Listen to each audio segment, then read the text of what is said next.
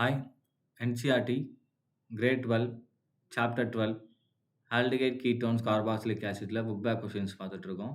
Question number 12.10. An organic compound with the molecular formula of C9H10O forms 2,4-dinitrophenylhydrazine derivative, 2,4-DNP derivative, reduces Tollens reagent and undergoes Cannizzaro reaction. On vigorous oxidation, it gives 1,2-benzene dicarboxylic acid அப்படின்னு கொடுத்துருக்காங்க. And identify the compound. கிட்டத்தட்ட இதில் பெரிய ரியாக்ஷனே கிடையாது. ரொம்ப ஈஸியான ஒரு question. Right. Data பாருங்கள். ஃபஸ்ட்டு அண்டர்கோ கன்னிசாரோ ரியாக்ஷன் அப்படின்னு கொடுத்துருக்காங்க. First point it is undergoing Cannizzaro reaction. அப்போ அதில் என்ன இருக்காதுன்னா நோ ஆல்ஃபா ஹைட்ரஜன். ரைட்டுங்களா? அண்ட் ரெண்டாவது அது என்னவாக இருக்கலாம், ஆல்டிகைடாக இருக்கலாம், இல்லை கீட்டோனாக இருக்கலாம். ஸோ அடுத்து என்ன கொடுத்துருக்காங்க, டாலன்ஸ் அப்படின்னு கொடுத்துருக்காங்க. ரெடியூசிங் டாலன்ஸ் அப்படின்னா தான் ஆல்டிகைட். ஸோ ஒரு ஆல்டிகைடு அதே மாதிரி ஆல்ஃபா ஹைட்ரஜன் அதுகிட்ட இல்லை, அதனால் கன்னிசாரோ போகுது. அண்ட் 2,4-டைநைட்ரோ ஃபினைல் ஹைட்ரஜன் டெரிவேட்டிவ் என்ன தான் பண்ணுது, நமக்கு இந்த ஆல்டிகைடு தான் டினோட் பண்ணுது. ரைட்டா? அப்போ 2,4-DNP டெரிவேட்டிவ் நமக்கு இதை தான் சொல்லுது. ரைட். அப்போ அதோட ஸ்ட்ரக்சர் வரையலாமா? பாருங்கள், பென்சீன் அண்ட் இதில் டேரெக்டாக நம்ம ஒரு CHO அட்டாச் பண்ணிக்கலாம். ஏன் அப்படின்னா அப்போ தான் நமக்கு ஆல்ஃபா ஹைட்ரஜன், ஆல்ஃபா கார்பனில் என்ன இருக்காது, ஹைட்ரஜன் இருக்காது. ஸோ இந்த ஃபார்மேட் அப்படின்னு நம்ம எடுத்துக்கலாம். ரைட்டுங்களா? அண்ட் இதை ஆக்சிடைஸ் பண்ணும்போது நமக்கு 1,2 பென்சீன் டைகார்பாக்சிலிக் ஆசிட் கிடைக்குது அப்படின்னு கொடுத்துருக்காங்க. அப்போ செகண்ட் பொசிஷனில் தான் ரிமைனிங் குரூப்ஸ் இருக்குது. இப்போ இந்த ஃபார்முலா நீங்கள் கவுண்ட் பண்ணி பாருங்கள். C6 சரிங்களா? ஸோ H பொறுத்த வரைக்கும் நமக்கு இந்த இடத்துல ஒரு பாண்ட் வருது. அப்போ H பொறுத்த வரைக்கும் 1 2 3 4 5 C6H5. ரைட்டுங்களா? இங்கே ஒரு C இருக்குது. அப்போ C7H5O அப்படின்றது தான் நம்ம இங்கே எழுதியிருக்குது. ரிமைனிங் என்ன இருக்குதுன்னு பாருங்கள். OO நமக்கு வந்துருச்சு. அண்ட் H5 இருக்குது. இன்னும் 5 ஹைட்ரஜனும் 2 கார்பனும் இருக்குது. அப்போ C2H5 மிச்சம் இருக்குது. அப்போ இங்கே இருக்கக்கூடிய குரூப் என்னது, C2H5 வரும். ஸோ இதுதான் நமக்கு கொடுக்கப்பட்ட காம்பவுண்ட். இப்போ இதுக்கான ரியாக்ஷன்ஸ் பார்த்துடலாமா? ஸோ 2,4-DNP டெரிவேட்டிவ் நமக்கு ஃபார்ம் பண்ணுதுன்னு கொடுத்துருக்காங்க இல்லையா? ஸோ அப்போ இதில் நான் ஃபினைல் ஹைட்ரஜன் போட்டேன் அப்படின்னா NH2 NH இங்கே இடம் இல்லை, வெயிட் பண்ணுங்கள், நான் அதை நீட்டாக எழுதுறேன்.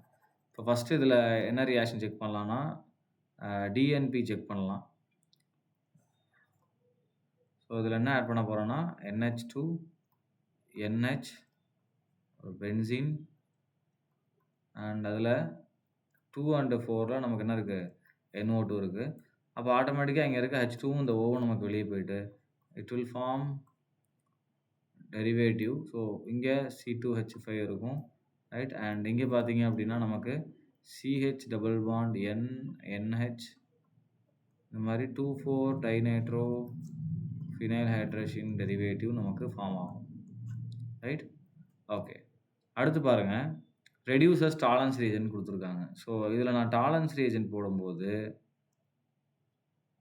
அமோனியாக்கள் silver nitrate AgNH3 2 times plus. So இது போடும்போது நமக்கு என்ன கிடைக்குதுன்னா ரெடியூசஸ். ஸோ அப்போ நமக்கு இந்த இடத்துல இது என்ன மாறும் அப்படின்னா it will convert into CO minus and இங்கே என்ன இருக்கும் C2H5 ப்ளஸ் Ag நமக்கு என்ன ஆயிரும், சில்வர் மிரராக வரும். ஸோ இது second test. Identify the compound கேட்டிருக்காங்க இல்லையா? ஒவ்வொரு ரியாக்ஷனாக எழுதுறேன். அண்ட் தேர்ட் ஒன் பாருங்கள், ஆன் விகரஸ் ஆக்சிடேஷன். ஸோ அடுத்து என்ன பண்ண போகிறேன், same compound on vigorous oxidation. அப்போ விகரஸ் ஆக்சிடேஷனில் நமக்கு என்ன பண்ணணும்னா இங்கே CH3 இதை CH2 CH3 எழுதிக்கலாமா? அப்போ CHO இருக்குது. ஸோ நான் KMnO4 போடுறேன் இந்த presence of acid and heating vigorous oxidation. இப்போ இது சைட் செயின் ஆக்சிடேஷன் போகும். அப்போ நமக்கு என்ன பண்ணணும்னா இங்கே ஒரு COOH வந்துடும். அண்ட் இந்த CHOவும் ஆட்டோமேட்டிக்காக நமக்கு என்ன மாறிடும், COOHஆக மாறிடும். ஸோ அப்போ இந்த மாதிரி நமக்கு வரும். இங்கே COOH அண்ட் இங்கேயும் நமக்கு என்ன ஆயிரும், COOHஆக மாறிடும். அண்ட் இந்த CH3 நமக்கு என்ன வெளியே போயிடும், CO2 + H2ஆக வெளியே போயிடும். ரைட்டாக? ஃபார்மிக் ஆசிடாக மாறும். அடுத்த நேரம் அது திரும்பவும் ஆக்சிடைஸ் ஆகி CO2ஆக மாறிடும். அண்ட் நமக்கு என்ன ஃபார்ம் ஆகும்னா 1,2 பென்சீன் டைகார்பாக்சிலிக் ஆசிட் ஃபார்ம் ஆகும். இங்கே இருக்கு இல்லையா? இதுதான் நமக்கு என்னது 1,2 பென்சீன் டைகார்பாக்சிலிக் ஆசிட். சரிங்களா? ஸோ ஃபார்ம் ஆயிடுச்சு நமக்கு. அப்போ நம்ம கொடுத்த காம்பவுண்ட் இந்த C9H10O அப்படின்றது என்னது, இங்கே இருக்கு இல்லையா? இதுதான். ஸோ அப்போ நமக்கு இந்த C9H10O அப்படின்றது பார்த்தீங்க அப்படின்னா 2 எத்தில்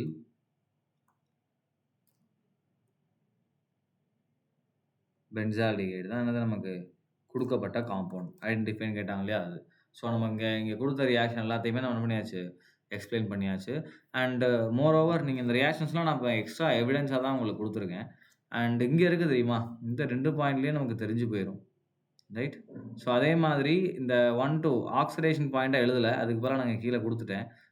ஆக்சிடேஷன் பாயிண்ட்ட வச்சும் தெரிஞ்சிரும். 1, 2 பென்சீன் டைகார்பாக்சிலிக் ஆசிட் ஃபார்ம் ஆகுதுன்னா, 1 வந்து CHO நமக்கு என்னவா மாறுது? COOHஆ மாறுது. இன்னொன்னு அந்த சைட் செயின் நமக்கு என்ன ஆகுது? ஆக்ஸிடைஸ் ஆகுது. அதனால தான் அவங்க என்ன பண்ணிட்டாங்க? விகரஸ் ஆக்சிடேஷன் போட்டாங்க. ஸோ விகரஸ் அப்டினாலே சைட் செயின் ஆக்சிடேஷன் தான். ரைட்? Thank you.